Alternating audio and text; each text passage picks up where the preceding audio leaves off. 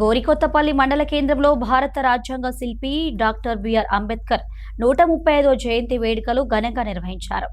అంబేద్కర్ మండల కమిటీ అధ్యక్షుడు జూపాక మొగలి ఆధ్వర్యంలో నిర్వహించిన ఈ కార్యక్రమంలో Congress, BJP, BRS, MRPS party నాయకులు పాల్గొని అంబేద్కర్ విగ్రహానికి పూలమాలలు వేసి ఘన నివాళులర్పించారు.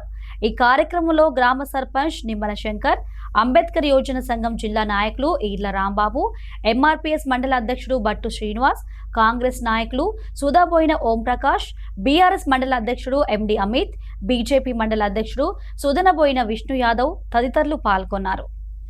అంబేద్కర్ ఆశయాలను అందరూ కూడా మరి కొనసాగించాలి. ఈరోజు భారతదేశంలో అంబేద్కర్ లేనట్లయితే మరి రాజ్యాంగాలు ఉండేటి. భారత రాజ్యాంగకర్తగా మరి ఆ రోజు నుంచి ఈ రోజు వరకు కూడా భారత రాజ్యాంగకర్తగా పేరు పొందిన అంబేద్కర్ మరి ఈరోజు అంబేద్కర్ లేని గ్రామం ఉండకూడదు. అంబేద్కర్ విగ్రహాన్ని ప్రతి గ్రామంలో ఏర్పాటు చేసి పిల్లలకు మనకంటే ముందు వాళ్ళ ద్వారా నేర్చుకున్నాం, తెలుసుకున్నాం. అంబేద్కర్ గురించి మన పిల్లలకు మనం తెలియపరచాల్సిన అవసరం ఉంది. ఈరోజు భారత రాజ్యాంగకర్త అంబేద్కర్ గారి గురించి ఎంత చెప్పినా తక్కువే.